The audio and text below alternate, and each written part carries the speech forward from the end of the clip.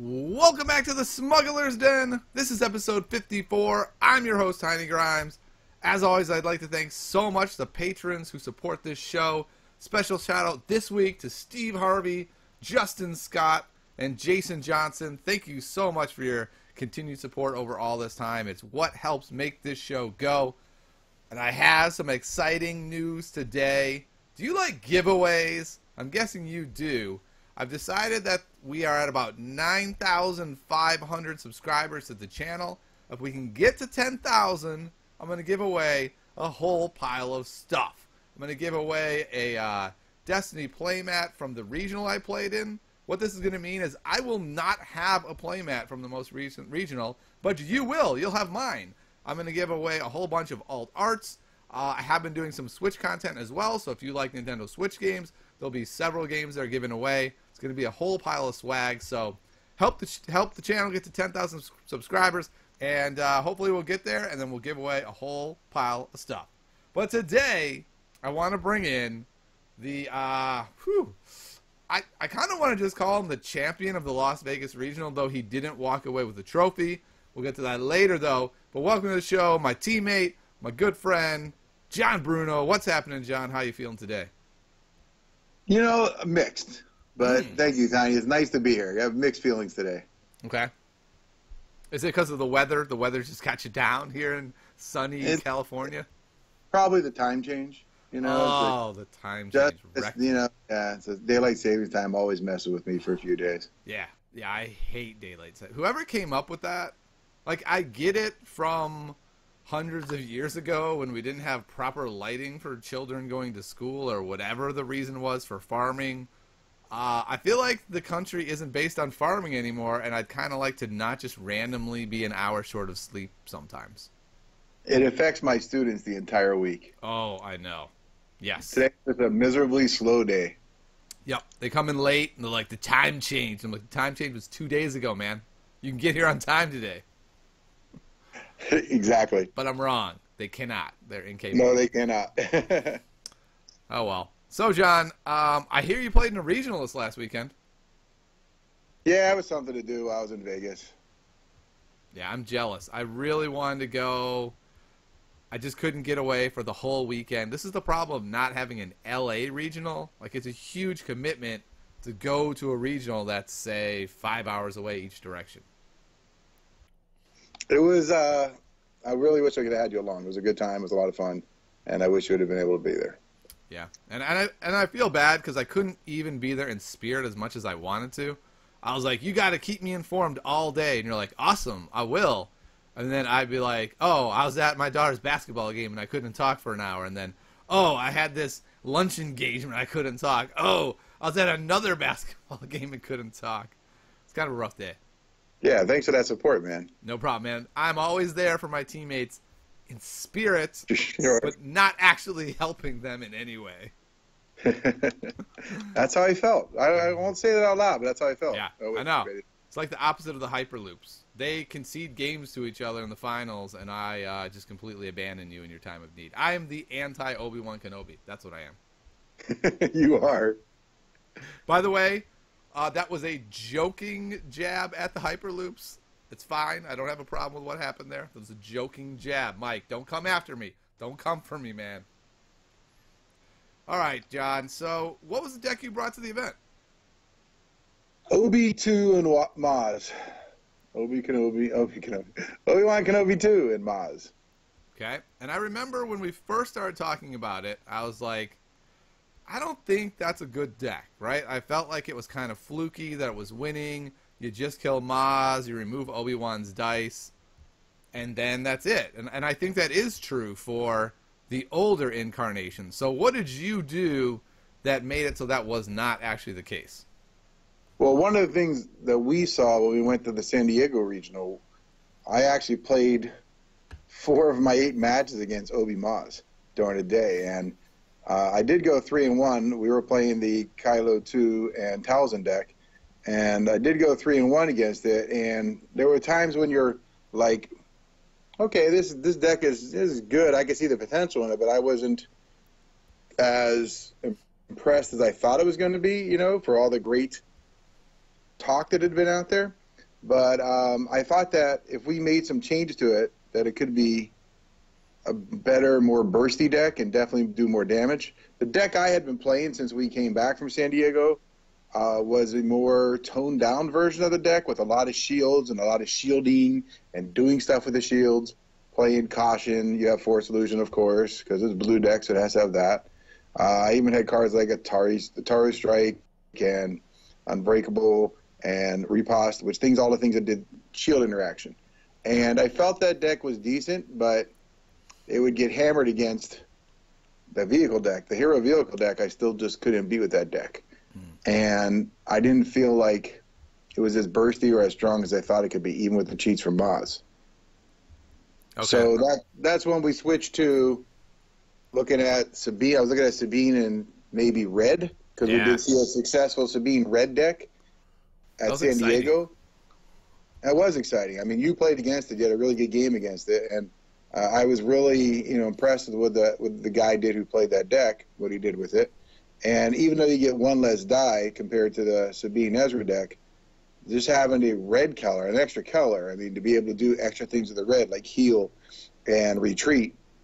And I believe I made a video about retreat and being awesome. I know. I thought it was going to be the deck winning, the deck that won this weekend. Well, but I was right on one card. Close Quarters Assault was in both of the finals decks, so I'm going to throw my hands up in celebration. I called it, John. I called it. Yeah, man, always. You're dead on. Especially when you said this deck sucked. No. You make enough predictions, John. One of them comes right. That's true, and that's the one you tout. That's what you should do. Yeah, so, we played different versions of the Sabine deck, trying to make a deck with red, and it just wasn't clicking. And I felt I wanted to try blue with Yoda, because then I figured, again, you could play Caution, protect Sabine a little bit more. You get Force Illusion, protect her even more.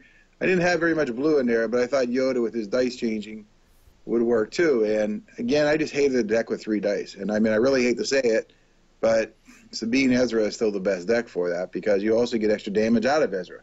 Yeah. And you get 4 dice. I mean, Vandalize isn't as good with only 3 character dice when I want to use Sabine's dice to actually do damage and not just take away, upgrades or supports.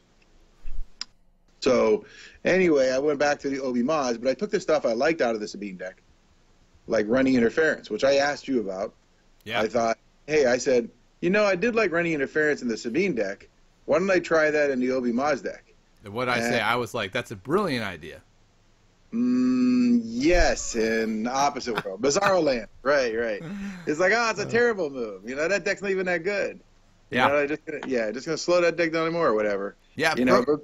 Let's stop for just a second. My perspective was, I don't think that's a good deck, and I don't think we should go down the path anymore of like making a deck that already is a one-trick pony, like more of a one-trick pony, and we should just get away from one-trick pony decks. That was really what my thought process was there. And I totally went with that at first too. I really believe that, but I really wanted to try the Running Interference in that deck, because I felt that could be the one thing that could protect Obi's dice more. Because when he rolls out and you got some dice there, okay, I mean, it doesn't really matter what he rolls out. If you roll Maz's focus and be able to change his dice, you can resolve him. But still, people are messing with the dice. I mean, you don't roll the focus every time with her. You don't, always roll damage every time with him. And you want to make your dice really count there. So Running Interference could at least slow your opponent down a little bit too. Not only even with protecting your dice, but just slowing them down. I mean, I activate a character, I play Running Interference, you can't activate a card.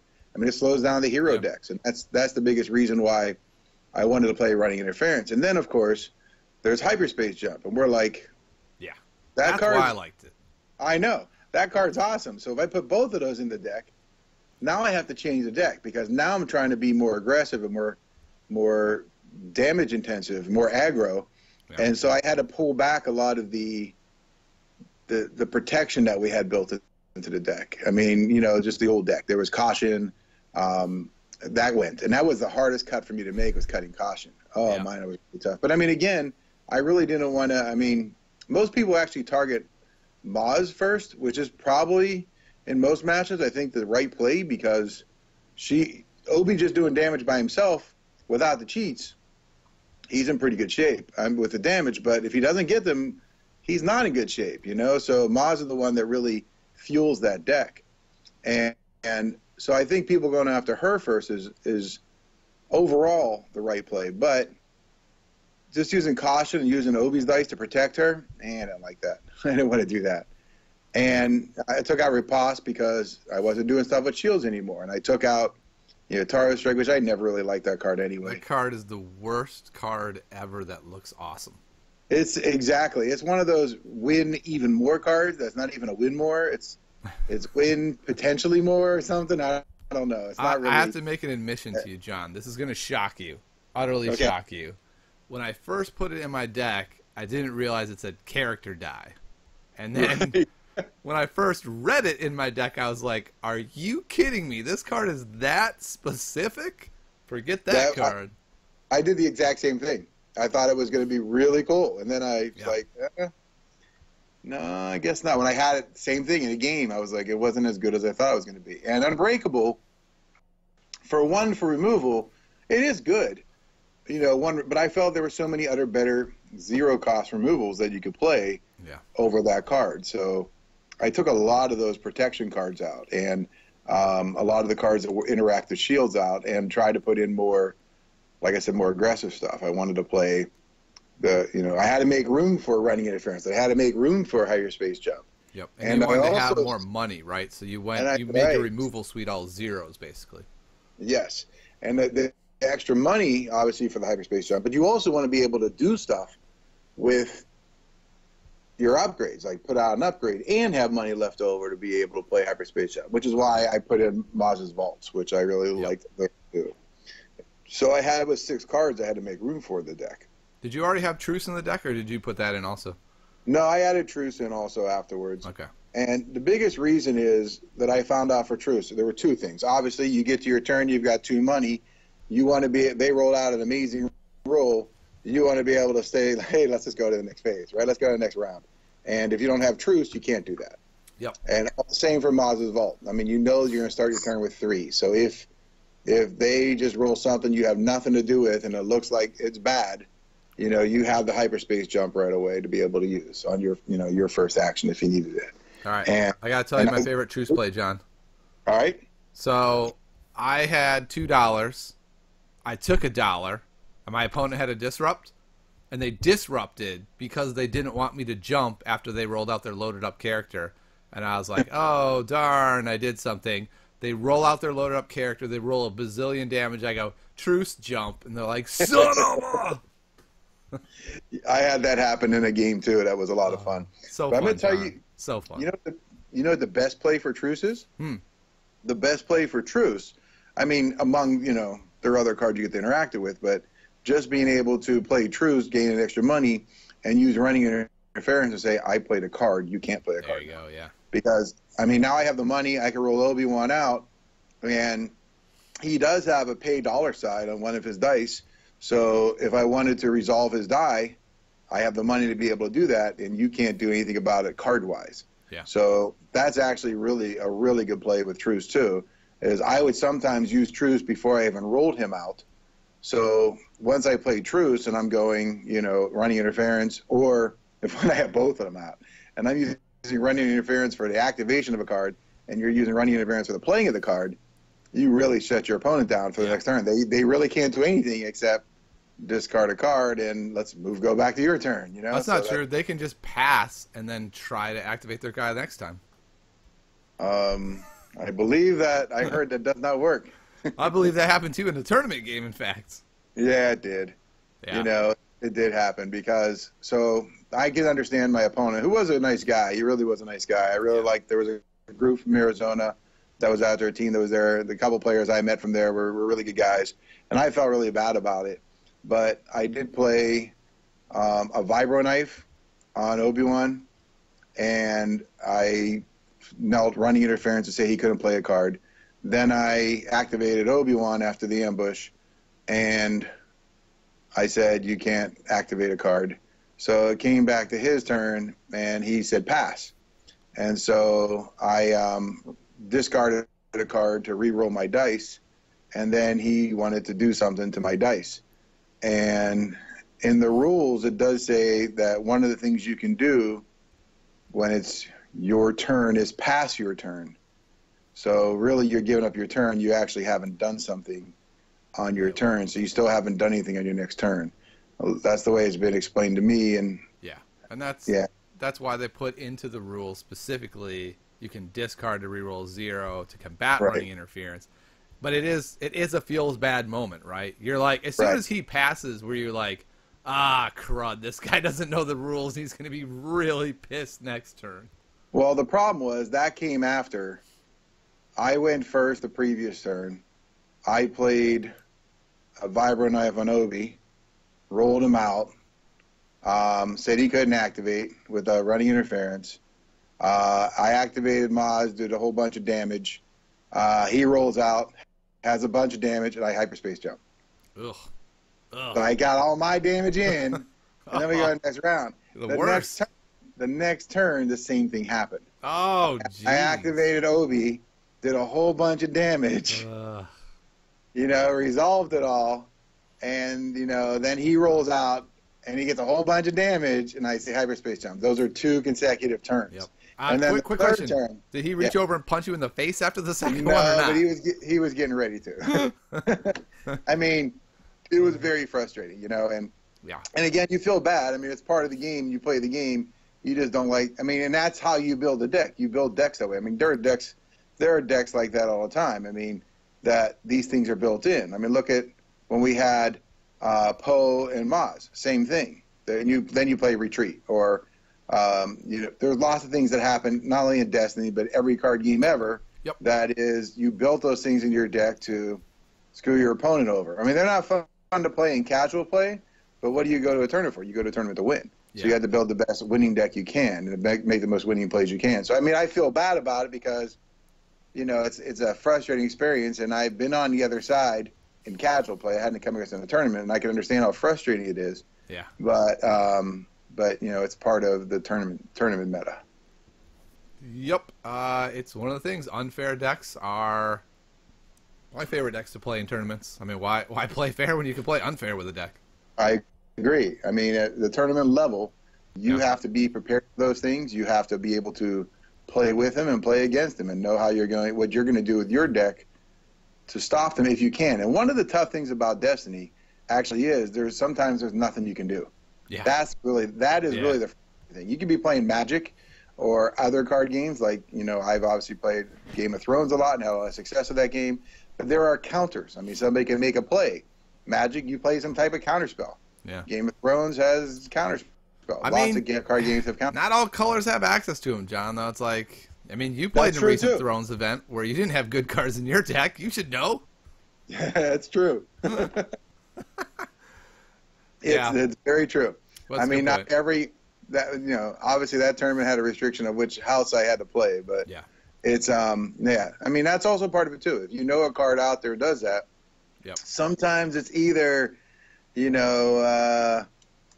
join whatever, you jump in and do what everyone else is doing, or you'll stick to your principles and then you end up headless like Ned Stark in Game of Thrones, or dead like Obi-Wan Kenobi. And that's why, I like the Kylo Talzin deck. I think it's a real solid deck, but it plays very fair, right? It's like, here are my dice. I will turn one. Please don't mess with them. Okay, cool. You didn't. Thank you. Now I'll hit you. No, please don't hit me very hard. Exactly. I just don't like playing Destiny like that. I want to be the guy who's like, I just whomped you, and now I'm going to do something totally unfair. Sorry. I love playing Destiny like that, like the Kylo Talzin deck. I love playing those kind of games. But again, tournament's a different animal. Yeah. Let me rephrase that. If I'm playing Destiny to have a good time, I agree. But if there is an unfair deck, then that's the one I'm going to play at a tournament. Right. And, I played against the deck. It was the first time I had seen the deck. Somebody played Zeb and Ray 1. And oh my gosh. Wow. That deck can be crazy. I was so impressed by it. Where he can you play quick draw, and you activate your character with a weapon on him. And if it's an ambush weapon on Ray, you've got 2 more actions. And I'm like, holy crap. That's true. he just protected himself with all the damage he rolled, and I can't do anything. I mean, we've seen that before just with Ray 1 and other. I mean, I saw Ray 1 with Qui-Gon, Ray 1 with the original Obi-Wan. Yep. Where those extra cheats you get, your opponent just can't do anything. They just sit back there and wait. I mean, when you had the old rules with upgrades with Ray, I mean, you could really just sit back and, like Ray Han, I mean, how many actions did they take? 3, 4, 5 actions sometimes before you even got to do anything? I believe 100. Yeah, some games probably. So, I mean, those are all built Austin in. could do it in 3 seconds. Sure. Yeah, absolutely. And just sometimes take 5 actions in those 3, maybe. Yeah. I don't know. Exactly. But but it's like I said, it's part of the game. Yeah. All right. Well, let's talk real quick about your day then. So, how'd Swiss go for you? Up and down, up? What are we looking at? Well, I felt good about the playing of the deck. I hadn't actually played the last version I built. I mean, I was still playing all the shieldy version, all that stuff. And I took all those things out, and I put in a lot of one-off mitigation, and I hadn't played that deck, but I knew what it was going to do. I mean, I played all those cards before, and I knew basically what I wanted to do with Obi-Wan, so I hadn't played it. So I was really uncertain going into the tournament. Yeah. And Let me stop you for just a second, by the way. What he did instead was, hey, Tiny, I'm busy. How about you play this version of the deck for me and see how it goes? Yes. That was awesome. That was actually awesome. And that's the best part about, doing this. I mean, for a lot of people who are part of teams, or even if it's you and a friend, yep, having that team build, that connection, that share that you guys do together, working on stuff. I mean, when one person's not there, you have the other one for support. So, you played a couple games for me, gave me your opinions. James Stevenson from our LA group had also played Obi Maz, and he had some ideas, and together I took both of the things you said and some of my own, and that little mix became what I played. I mean, I really surprisingly, I loved playing one of a whole bunch of cards, which surprised me, because sometimes you want to have 2 of everything. But again, the versatility of having 1 of every card gave me the opportunity to know my opponents. So that's the other thing too. You have to know the game. You have to know the meta game. Yeah. If I'm playing this deck, I'm going to make sure that 1 card I get, that 1 scruffy nerf herder, that 1 close quarter assault, that 1 whatever it is. You want to make sure that you have that card when you play that person. I mean, you're not going to be guaranteed to get it in a 30-card deck when you're running 1 of it, but when you might mulligan for it, or you might have that card in your hand and it doesn't really fit against that deck you're playing against. So it's an okay one to pitch and re-roll or stuff like that. And I didn't want to have too many cards that focused on a particular color other than easy pickings or overconfidence. So anyway, how did it go on today? It played way better than I thought it would. Just because I was playing it, I thought that maybe I might not do as well. So, I mean, James ended up 3-3, and I ended up 6-0 after the 6 Swiss rounds. Wait, I got to stop you for a second. So, I was busy at my daughter's basketball game. The game ends. I pick up my phone to see how John's doing. And I have, 70 messages about this horrible thing that happened. And I was like, oh, God, is John 0-2? And he's like, it's a bad day. Things aren't going well. And so I couldn't read through all the messages. So I just sent him, what is your record? Terrified he's going to say 0-2, and he's like, 2-0. And I was like, what? What are you so upset about? That was after I played the game against the guy I did all the running interference, hyperspace jumps, and then, had the question about the passing. Yeah, so that was frustrating, because like I said, I felt bad about the situation. Yeah. But you don't like being the bad guy. If you don't know John does not like being the bad guy. I'm going to say that totally boned you in the finals, but we'll get there later. All right, John. So you said you went 6-0 in Swiss. Were there any games that were especially close and tough? I guess we'll start there. Were there any really tough ones? To be honest, I mean, I hate to sound cocky about it. Yes, do it. But the 6 games really weren't that tough. I mean, I thought that some were going to be more difficult than they were, and they turned out not to be as difficult. Probably the most most difficult game I played was the mirror match against another Obi Moss. Mm. So, Were they running all the same kind of stuff? No, I had a few different cards that they didn't have. No, what I mean is, did they run like the running interference vault package? They actually did. They did Okay. running interference and hyperspace jump, which is good. But I would say our decks were probably different by maybe about 6-ish cards. Yeah. So yeah, so that was actually kind of cool. I did like that. And actually, Friday night. See, I don't really go on tons of the websites that you know you're on, and I mean, of course, yours is the only one I watch. You know, the only podcast I listen to. Oh yeah. But Okay. I don't really go on to the other sites and read all the information. I happen to go on Reddit and read about a local player who was bringing vehicles to the event. And I went on SW Destiny to go build my deck, and I did the search and I put in Obi Maz, and then I also put in running interference and hyperspace jump. And there were only 2 other decks that were on that whole list. Out of all the decks that are built, there were only 2 other decks that had those pairings together. And that was one deck that somebody just made, I guess, this past week, and the other one was the deck that won the Chicago Regional. Right. Right. So, and I did look at that list to see maybe what cards they may have that I didn't have, or vice versa. And I did have cards that they didn't have. And so, I mean, I kind of liked it. I was neat to see there was somebody else playing it. But, you know, I don't ever want to just I hate totally net decking. So I was glad I worked on it beforehand before I had seen that list. So, anyways, yeah. So, I mean, I ended up, none of the matches are related. In fact, out of the 6 games I played, I want to say 5 of the 6. I think it was 4 of the 6. 4 of the 6, I didn't lose a character. Neither character died. Wow. Okay. So 4 of the 6, definitely neither character died. The other 2, Maz died. Were you just rolling hot, or did you just feel like between the jumps and the running interference, you just controlled the game and did enough damage that it just couldn't do stuff? More of that. Because I never roll hot. I mean, I love when I roll Maz and roll those 2 double blanks. I mean, you get 1 in 36 chance, and boom, I'm good at hitting that sucker. Good thing I was in Vegas, so I can gamble with those kind of odds. I will say this. Everyone claims that they don't roll well. John rolls the worst of anyone I've ever seen. True. We've had games where he just rolls blanks for like 4 turns, and I go, this game doesn't count. Like, we can't count this in our testing because no one rolls this bad, John. Start impersonating someone else. My problem was I used to use my R2-D2 cup to roll dice in. Oh. And I quit rolling with that. And that was, I think so. I think that's the issue. You had a good run with that R2-D2 cup. I used to call it the cheater cup for a while there. Yeah, exactly. I love that cup. Yeah. Okay, well, we got to bring that back, obviously. Okay, so your Wrecking Face in the Swiss, is there a card you can point to that's like your MVP card that you just say, yep, this was the card that won me a whole bunch of games?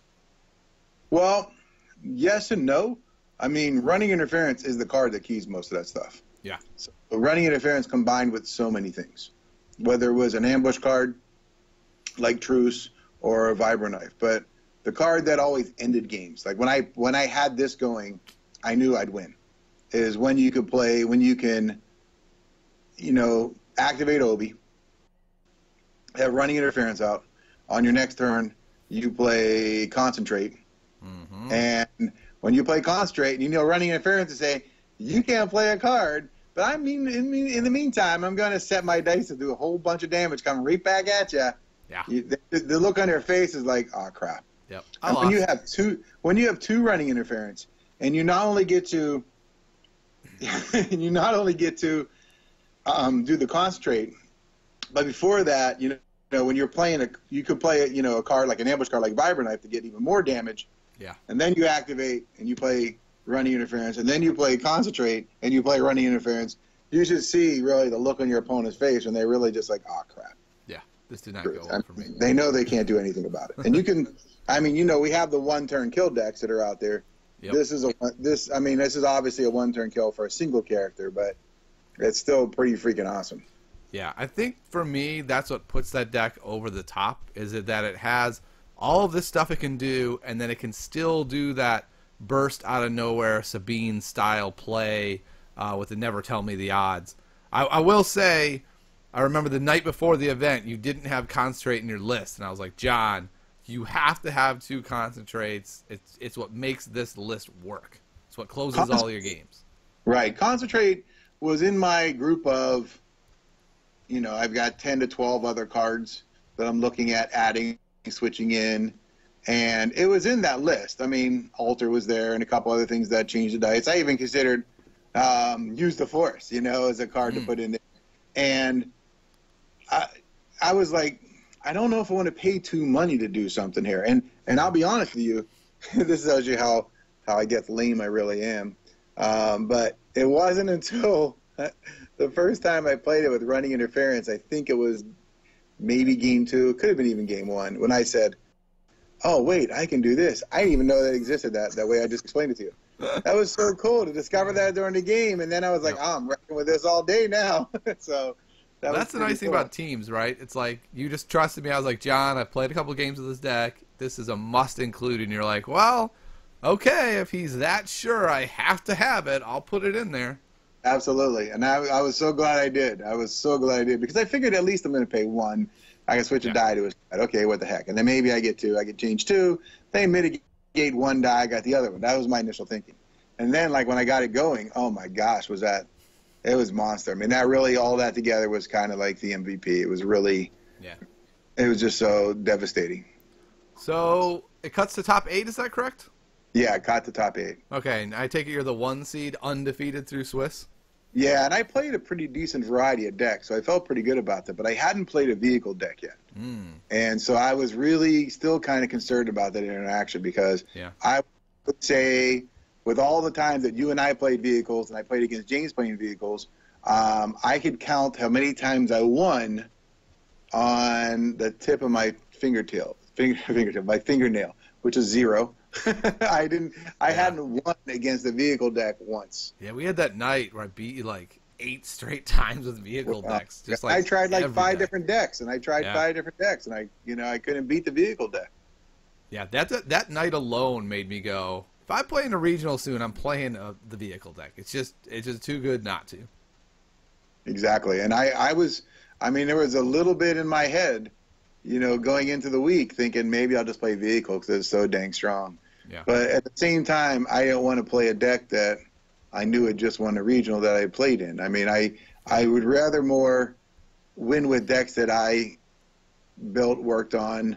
I mean, to be honest, there's not tons, although, I got to give Chris tons of credit for that deck. I mean, nobody was playing that deck before him. Voldemort? Agent of Zion, whatever you want to call him, Agent of Voldemort, Agent of Hogwarts, I don't know. But his deck was really very impressive, and he piloted it very well, which is, the pun with the vehicle deck. Yeah, that's a good pun. Thank you very much. And no, so you don't want to play like a deck that somebody just played with and did well. I didn't actually know about the Chicago Regional deck, which is kind of cool too. Yeah. So I felt good about that. And like I said, doing the search on the website, not seeing tons of decks that had, not seeing any decks other than that one that had the combination with, Obi and Maz with running interference and hyperspace made me feel pretty good too. So it's more, I'd rather win more with at least some originality, which is also why I liked a lot of the one-of events, because there were so many of them that played. And I got to say, it's hilarious. One more thing about this. One card that I was playing 2 of in the original deck, and I kept 1 of it in the deck. I didn't play it once the entire day. And I love the card. And it's done so well for me when I was running 2 copies of it in the other deck. And that's Guard. I never used Guard once the entire day. It's tough to guard with Obi-Wan's dice. I know, exactly. See, before I had like Ancient Heirlooms in the deck. That gave you a couple more of those. Even I had 1 copy of the Lipo, which has 1 at least melee side on it. But still, yeah, it's like I was so disappointed in that card. I wish I would have made it a second copy of so many other things. Yeah. It's funny because when we originally were talking about this list, I was like, I don't love it. And then I saw that it won Chicago. And then when we talked about it again, and I was like, yeah, of course you should be doing that. And you're like, what? What? You said I shouldn't. And I was like, well, that's until it won an event. Now I'm all for it. Someone proved to me it works. So yeah, I played against Boba's 7 sister. I played against Wait, let's stop there. How'd that one go? Crushing? Oh yeah, beat it to. I crushed it really bad. I could tell. I mean, the guy I played against, another great guy. I really enjoyed meeting and playing against all of my opponents. And he actually was a Los Angeles player too, which is great. Oh, a lot cool. SoCal area player, and I really liked him a lot. And his deck was really good. I mean, it was good, but I just did so much crazy damage with the running interference. Just hosed him, and that's the one thing that deck can do. So I was able to just blitz him pretty good.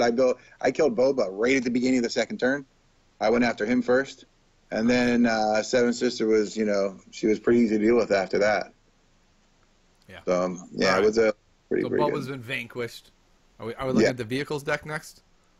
All right. So, those are the rounds of Swiss. I ended up playing that same guy with the Boba Seven Sister deck. I played him first in the first round of 8, and now you have to play best of 3. Yeah. So we played the first game, and I gotta say, I feel so freaking old and stupid. I forgot probably at least 10 plus times on a day to give Obi-Wan a shield when I activated him. I can't believe how many times I did that. And it's more because you're thinking with the deck is so, like, I would say in casual play, I hardly ever forgot that. Because, again, you're concentrating on building up all the shields. Yeah. And that's an aspect of the game, of that type of deck. This one, I'm more aggressive. So I'm thinking ahead, all right, I'm going to do this, I'm going to do this, I'm going to do this. And I overlook the simplest little thing. So that was pretty terrible. Anyway, we played the first game. I won the die roll. I chose to use my battlefield, just the same battleground, the same way that I did in our game. In our game, I used mine, which was the outer rim outpost, and I felt pretty good about that choice. And so anyway, we played, and I got lots of good damage, and I'm doing really, really well. And one, which I kind of expected it at one point. One card that you always have to be prepared for with that deck is bait and switch. Yeah. And a bait and switch got me before I had an ancient lightsaber on Obi, and I could have healed 2 damage. And see, that's one thing I was doing with the deck more too. A lot of people heal a character early, and I tried not to. I tried to go as long as I possibly could because I had some ambush actions, because I had running interference that maybe I could hang out a little bit further. But see, I did do running interference, and I said you couldn't resolve a die. I resolved the die, and I said he couldn't resolve a die. But bait and switch gets around that because he didn't resolve a die. He played an action. Yeah, it's true. He played. So he played a card. So it's like those sort of things those sort of things are what I had to really think around. Anyway, he beat me in the first game. And because that happened, I was looking pretty good, like doing damage, but he kept hitting Obi and doing damage to him, and he took out Obi first. And then when that happened, I am sitting there with a naked Maz. And believe me, she's not pretty naked. Yeah, naked Maz does not sound like a naked Maz. Not hot. And so I just said, all right, let's go, second game. And so we played this. I didn't even bother rolling out Maz. I'm like, okay, whatever. That's a good idea also, just because time. It's 90 minutes for 3 games. Let's give yourself max time. You're playing 90, like you said. That's exactly what I thought. We're playing 90 minutes. Why am I going to sit there wasting time playing this game when I really know I have no chance of winning? How is Maz with her 9 strength going to take down, Boba and Seven Sister? I don't think it's going to happen. I really don't think so, no. No, especially since he's got no upgrades on her. So I said, good game. Let's move to the second game. Smart. And second game, I got the running interference going, and actually, I was smarter about it because I actually took his battlefield. I took the Bomar Monastery. Yeah. Just for the shields. With the plus sides, because I did it for the shield. Because I figured if I can't ever remember to give Obi a shield on his activation, let me start off with two. I might as well give him that way. Right. But the reason is because I did play Obi's lightsaber in the deck. And there's a plus side on there. You also have Shotos, which have a plus side, Ancient Lightsaber with that plus side. And I'm going, most of the time with all the cheats, you are regularly claiming the battlefield. Yeah. So I felt it was probably the better play that I would get use of that over him. I mean, mostly he wants it because of Maul's lightsaber. But if I can keep shields on my characters, he doesn't get the power action. If I can claim, he doesn't get to use it. So, And I did. I used it regularly against him, and it really worked out well. The best play in that game, of course, was one time he played lightsaber pull and gets, Maul's lightsaber, and then I played Scruffy Nerf Herder. I'll say upgrade. And then I was like, oh, no. And then he's wasting 2 cards because he used lightsaber pull and the card he got. Yep. So that's why that's in there. That card was in there for 3 cards, and that's one of them. Yep. So that was pretty dang awesome. And so I did really, really good job in the second game. Good. The third game was a little back and forth initially until I really got the running interference going. Obi-Wan was probably he had 9 damage probably on him before I killed the first character. And then once I killed the first character, and I did stuff differently, which is kind of interesting. And the first time I played him in the rounds of Swiss, I went after Boba first and used my battlefield. When we played the second time, so the first game of the top 8, I did the same thing and lost that game. So I said, I'm changing my strategy. So I ended up using his battlefield, and I took out Seven Sister first in both games, and it made a big difference because she's got the extra die. Yeah, and Maul Saber. Right, and Maul Saber, and that's why I took it out. And if I resolve my dice, then Boba is a special, is not that special. Yeah, so it ended up being a better play to go after Seven Sister. How was Obi-Wan's lightsaber on the day?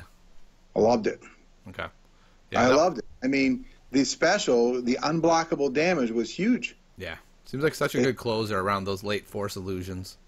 Right. I was running Ancient Heirlooms in the original deck, and I was running, what else did I run? Oh, the Lipo, like I said. Yeah. So I took those out, and I did run 2 copies of Obi's lightsaber. I actually kind of wished maybe that I would have had, and it was on the cut list. I mean, just barely missed out on being in the deck. I much rather, the card I'm going to say now, I would have rather had over guard, and that was a raised lightsaber. I would have liked to have that one in the deck. Yeah. Again, the shield you get from it, right away is helpful, and it's just another, and that one actually is redeploy. Yeah. Yeah. So it was interesting because that was one of those cards where, that was one of my contributions where I was like, I really think we just play Obi here over Heirloom because if Obi-Wan has the Heirloom and he dies, you lose anyway. Like, even Maz with an Heirloom is probably not enough to win. Right. Unless it's just perfect. Exactly. I was running it in the original deck, too. And I loved it in there, but I had to make a choice which one to keep, either Obi's or the Heirloom. And like you said, I just didn't really feel like ever putting upgrades on Maz. Yeah. They were always going to go on Obi, and I felt the same way, too. If he dies, I lose the game, and most people go for Maz first, which I still think might be the right play. But anyway, so that's what happened in that game, and so I ended up winning the third game was a lot closer, and I got running interference going, and when I got that going, it was pretty good. So we're in the Final 4 now. Final 4, and I really only lost 1 game all day, but I haven't lost any rounds yet. Nice. So you have Final vehicles, 4, right? Yeah, I play the hero vehicle deck. You crush it.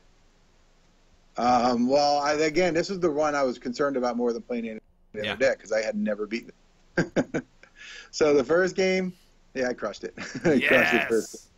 I destroyed Rose right away, and again, it was another like a SoCal player, and he was another good guy, and I really enjoyed our interaction and talking during the game, and it was a lot of fun. I mean, he did a lot of cool stuff with the deck too, but I ended up, going after Rose and taking her out first. Then I took out Ezra second, again to target the yellow character cards, like, easy pickings, which hadn't been played yet. And so I took, and also the easy, that is true, I did take out Ezra because you want to play into the garbage chute and you want to take your only character with 2 dice on, you want to, take away my dice, that's fine. Go for it, So that ended up actually working out pretty well. And the second game we played, again, I took out Rose pretty early. And he was hitting damage. He was doing more damage this time with the upgrades. And the first game, by the way, too, was Scruffy Nerf Herder at the right time just to say support and pick out. I was hoping to get the card I hate the most, which is Rally Aid.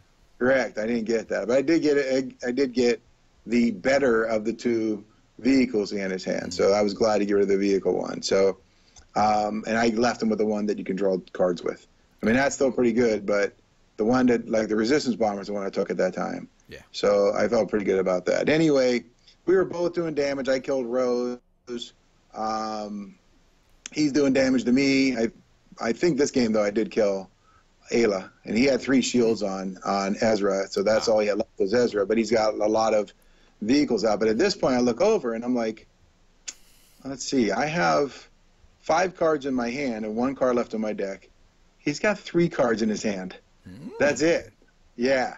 And so on my turn, when I rolled out Obi, and then I rolled out Maz in the next action, because he rolls out one of his supports. So I was able to do.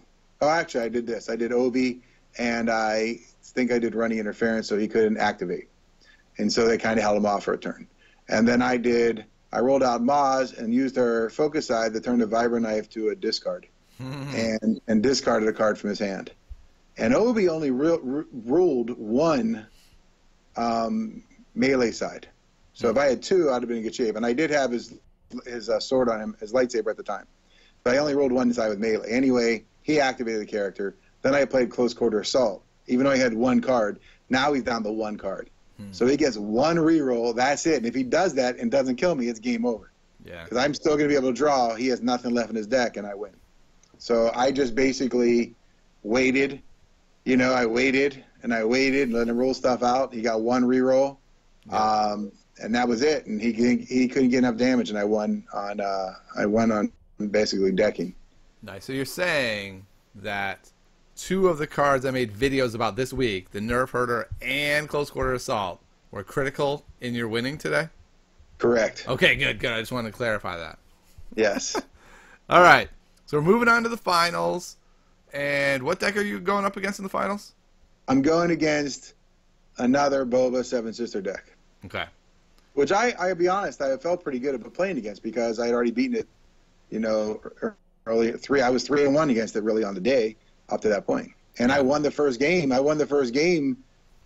You know, pretty good. I mean, I did feel like I did a really good job in that first game, and I didn't lose either character. He did go after Obi first. Yeah.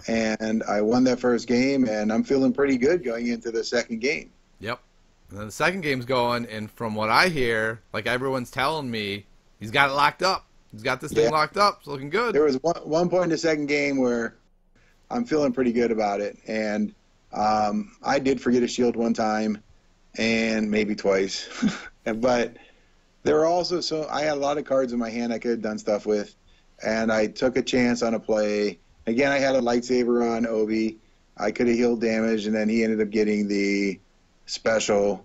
And on Boba, he played bait and switch, did the special, and did 4 damage. I think the Vibro Knuckles was out or something. I don't remember what it was, but he maybe turned the Vibro Knuckles to 4 because it was on the money side, and not Vibro Knuckles. Sorry, the what am I thinking of? Thank you, the Cutlass. Yeah. Okay. And he killed him. That's John's generous description, because he's not the kind of guy who likes to call people out.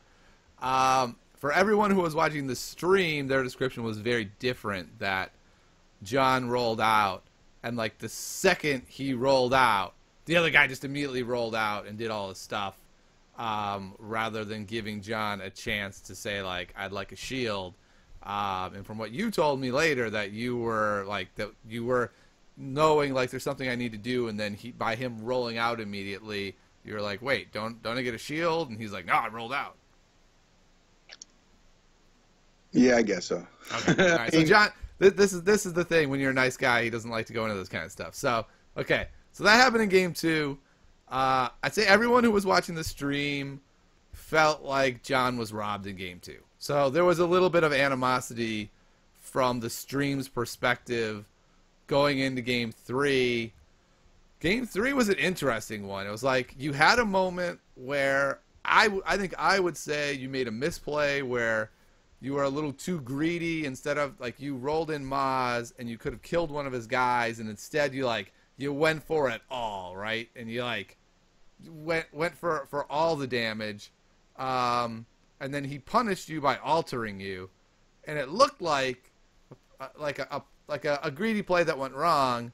But then what we realized is he had actually played a Vibro Cutlass on top of a 2-drop and not paid for it, and that's where those $2 came from. So I wouldn't be shocked if it is in your head, you're thinking like, he paid for that, I can make this greedy play because he literally has no cards that can stop it. And then out of nowhere, he's like, boom, $2 alter. And you're probably like, wait, what? How? What? I thought for sure that he had no money. Yeah. You know, I will say that. And I didn't realize this thing you're telling me until you just tell me. Yeah. You know, and I'm not, you know, I didn't realize it at the time. I will say, you know, I'm not trying to make excuses there, but, you know, I did have difficulty reading his, what he was using for money. I did ask the first game, before the first game, he says, I have these tokens I'm using for money. They were 6 upside down ones where the one side was silver and the other side had some kind of symbol on it. I guess it looked like resource. I don't really know, to be honest. Yeah. And so I was like, sure, whatever, and we played the game. But there were a lot of times I looked over and there was a lot of glare. Yeah. Because you're playing right there where the space we were playing was glare, and I truly couldn't tell sometimes if it was blank or not, if there really was money or not. And I asked them in the second, before the second game, to just put the other money aside. His shields also looked very similar to everything else, and I was unsure one time that whether it was damage or not. And again, I wasn't trying to make a big deal about it. I wasn't sure if it was damage or shield, but I lost count on like one damage because it ended up being a shield. And I asked him at one point, "Is that a shield or is that a damage?" He's like, "Shield." And I was like, "Oh." I kind of misplayed. I mean, that kind of made me change what I was going to do. Right. And when you asked him to swap his resources, did he? Yeah, he did. I mean, he didn't use. No, what he did was he had 6 of them sitting there. They were all turned upside down at the beginning. He only turned 2 up at the beginning. But I got to say, I'm not a fan of any counters, even the ones that some companies make, where one side is a 1 and the other side is a 3. I've seen dice roll that hits those, and then you're afterwards, is that a 1 or a 3? Wait, so but he did keep using his flippable tokens? He did use his flippable tokens. He just didn't have them all in a pile. He only put the ones up in the pile that he was actually using for money. All right, so let's stop for a moment. I want to make a public plea to everyone. Don't use these ridiculous flippable money counters. For you, who uses them all the time, it may be obvious, but for the rest of us humans like me, I'm just going to use me as an example, not John. When I look to see if you have money, I glance over at where you have money, and I don't take the next step of what precisely does that money look like, because you are the only person that uses flippable money users. No one else does. So it gives you this weird situation where people have a really hard time tracking your money. And I don't, maybe those users do it intentionally because they think it gives them an advantage. Maybe they simply do it because they think it's time saving. Please don't do that. If you're playing against me, when I ask you to use real tokens, don't get mad. I'm not being a D-bag. It's called I want a clear board state. Don't make me the bad guy when I ask you to use regular tokens. Yeah, and that's over. Go ahead, John. I feel that way too. I just think that everything should be readable, legible, whatever. I even try not to use any kind of alt art cards in my decks either, just for the same reason. I want us all on the same playing field. I mean, you're using FFG alt art cards, no big deal. Yeah. But there are people who use even the different characters, and they're using their own customized or some ones they bought from somebody, or that. And I'm not like a big fan of those in tournament play. Gotcha. Because I feel like you're playing an FFG officially sanctioned event, and so you should be using an FFG product. And so that's why against their alternate cards, like, see, you have isolation. Okay, that's not that big a deal. I mean, patience. Patience looks nothing like, by the way, the alt art with Ray on it. Looks nothing like the Yoda ones. I could easily see somebody playing patience saying, "What the heck's that do?" Yeah. And FFG does a bad job sometimes with their own cards, like making the LL30 look like Cad Bane, look like what the heck's the one on the Hunt? Bane. They all look the same, right? Yeah. It's like, oh gosh, but I don't want to, in a tournament and everything, I don't want to have to stop and think about that. Yeah. I should just be able to look over and account for it. But again, I don't want to take anything away from my opponent. What do those things happen? By the way, that one play you said, I did think that when I rolled out all that damage, and then he had an action, and then until you played the Vibro Cutlass, I really did think he had no money after that. Yeah. And so I rolled out, and I'm like, okay, he didn't do anything to my dice. Right. My dice are safe. Yeah. Because I could have, like you said, done damage. So I didn't want Seven Sister was the one I had the most damage on. I could have easily killed her. Bobo only had like 1 damage on him. I had to Yep. get more damage on him. So what I was trying to do was roll Maz, so I'd have enough to kill either one. Yep. Because I really wanted to, if I could one-shot Boba Yep. and kill him. Game's over at that point. Right, because he has the Vibro Cutlass on her, and he's got to pay for that. But not only that, he doesn't get to redeploy it. And, you know, I know he's sitting there waiting for me to kill out Seven Sisters so he can redeploy it and then roll out Boba. If I can kill Boba while Seven Sisters rolled out with her dice out there, then I can, you know, I'm in better shape then because of that. And then there was still some, you know, it was like an issue to the game, the round before that with the, like when, like, I don't know, the character died. I don't know what it was. But anyway, I still believe that, I mean, I know there are plays I could have done to win the game. And in the end, you know, I you know, my opponent won the game, and I can't take that away from him. And I feel like he outplayed me. I feel like I outplayed myself, to be honest, you know, with a lot of things I did that other things I could have done better. Sure. But hearing some of this other stuff, you know, it's disappointing, but I also feel like I need to be more observant and pay attention to stuff that's going on. Yeah, and that's my perspective as well when I'm playing. I would have had the exact same response. But as an observer, that game was taken from you. Like, you had that win, and that tournament was yours because if he pays for the Cutlass and can't alter, he dies, and he only has one character, and he loses the game there. It's just over. And so it's really frustrating for me. And then, by the way, I'm not calling this opponent a cheater. It was a long day. John made mistakes because he was tired. This opponent, I'm going to say, made a mistake. I'm going to specifically say he did not cheat. He made a mistake. It's just frustrating that your tired mistake loses you the game, whereas his tired mistake gives him $2 free to be able to win the game. I will say this, though. When you get $2 every turn and you spend your $2 and then you go to spend something else, I think you should be thinking, like, hey, how did I start this turn with $4? Yeah. And that's where the flippable tokens really become an issue because it's just hard for you. You're like, wait, so the tokens were still there. I don't remember. Did he flip them or not? Like, there's a big difference between, like, he didn't mess with his tokens at all. He didn't pay for that versus he messed with his tokens, yet he still somehow has $2. You know, it's like the flipping thing is bizarro, and I'm actually quite angry about this today, John. I know you're not. You're a gracious loser. I am not a gracious observer, and I'm going to say that's a pretty heavy asterisk on that game. And yeah, I understand your position of being gracious, but man, that's a rough way to lose. But I will say this: congrats on getting second, which is still awesome, John. I'm happy to see you do so well in the event.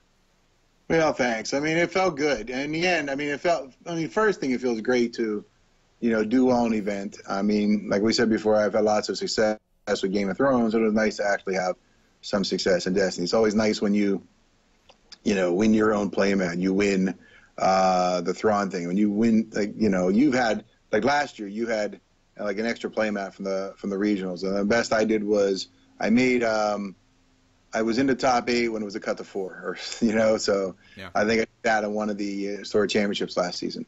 And, I mean, that's awesome. But, you know, I feel good. I mean, I never really tanked in any event. I mean, I even just in San Diego, I went 6-2. I mean, same as you, and you're in, you know, you make the cut for 8, and there are 5 people who are 6-2 who make the cut of 8, but there are 7 people who do not, and I was one of those 7 people. So, I mean, it's always nice to rank. I mean, that's the thing you always go for. I like to make cuts. That's always my goal, if I can make a cut. And especially in a game like Destiny, where there's still a lot of luck in the game because of dice rolling, but when you have all the cheats and you can manipulate, right now the game is at a state where, you said this before in your podcast, where you feel like even though there's still a lot of luck in the game, you're going to have that kind of variance when you play dice rolling games. But the way you build your deck and play stuff and the manipulation is come so far in the game that better players do still win, you know, no matter what they're playing with. And, you know, I'd like to be in that kind of category. I feel like I'm a better player. You know, I was that way for a long time for Thrones, and I like to, you know, try to do that stuff for Destiny. And so to be able to make the cut feels amazing. And I'd also like to say the same thing you did, where, you know, I really can't take anything away from my opponent in the finals. I thought he played well. And again, like the thing you're telling me now, which I wasn't really aware of at the time, it could be a simple just, it is tired. I was very tired at the end of the day.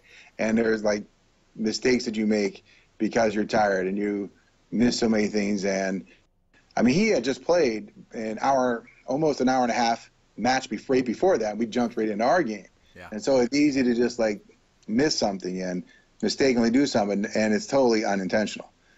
So I'd like to believe that's true because I do feel like he was a good opponent. I really enjoyed overall playing, just disappointed with the end result. Yep. Well, I appreciate your graciousness, and you did finish ahead of me in regional season. Yes. Second versus top 4. You are officially the better Star Wars Destiny player, which means I'm coming for you, John. I'm coming for you. I'm ready for you now. All right. Well, I'm sure John and I will be having some head-to-head matches soon to decide who truly is the best player. Before we go, though, I do want to say one more thing. I've been saying for a while, I think there's an Ayla deck that is the best deck in the meta. Mike Gem, Bobby Sapphire, as you all know him, went Elite Ayla, Elite Raid 2, made the finals, scooped to Nick, his teammate, and if nothing else, he got second. Maybe it was the best deck, and we'll have to see. Am I right that Ayla's on the come? I think I am. I think you are, too. I think she's pretty phenomenal. Yeah, she's ranking up. All right, and before we go, remember, 10K subscribers giveaway. We're almost there. Get yourself a playmat. Get yourself some alt arts. Get yourself some Nintendo Switch codes, Cat Quest, Little Triangle, all kinds of stuff I can manage. And thank you so much for listening. And I'll see you next time on the Smugglers Den.